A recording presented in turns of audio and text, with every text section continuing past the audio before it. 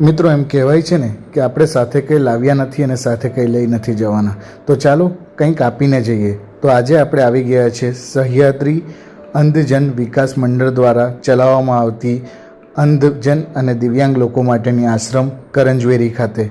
તો આપણે ખાલી હાથે તો જવાના નથી, તો ચાલો એમના માટે કંઈક લઈ જઈએ. શું લઈ જઈએ એ મહત્ત્વનું નથી, પરંતુ કંઈક લઈ જવું, કંઈક આપવું એ જ મહત્ત્વનું છે.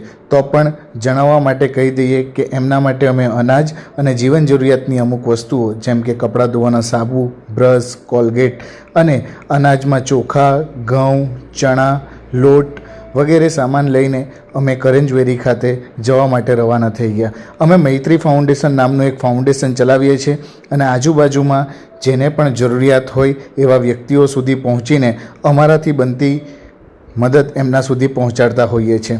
કરંજવેરી ખાતે આવીને અમને ખૂબ જ સારું એટલા માટે લાગ્યું કે અહીં ઘણા બધા અનાથ બાળકો છે, ઘણા બધા અંધજન છે અને તેમને જે સાચવે છે એ અહીંયાના મેન્ટર, એ પોતે એક અંધ વ્યક્તિ છે, જેઓ દિવ્યાંગ છે, પરંતુ તેઓ એટલી કુશળતાથી અહીંયા બાળકોને સાચવે છે કે ખરેખર મા બાપ વગરના બાળકોને એક સહારો અહીંયા મળે છે.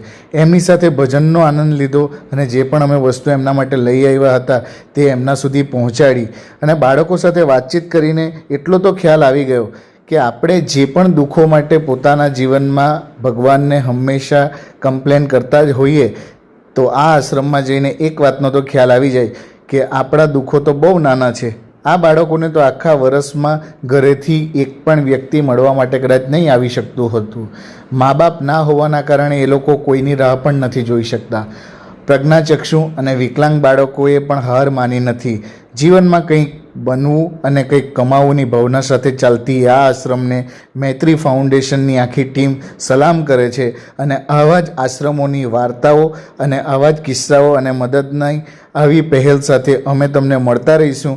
જો તમને વિડીયો ગમ્યો હોય તો ચોક્કસ સબસ્ક્રાઈબ કરી લઈશું.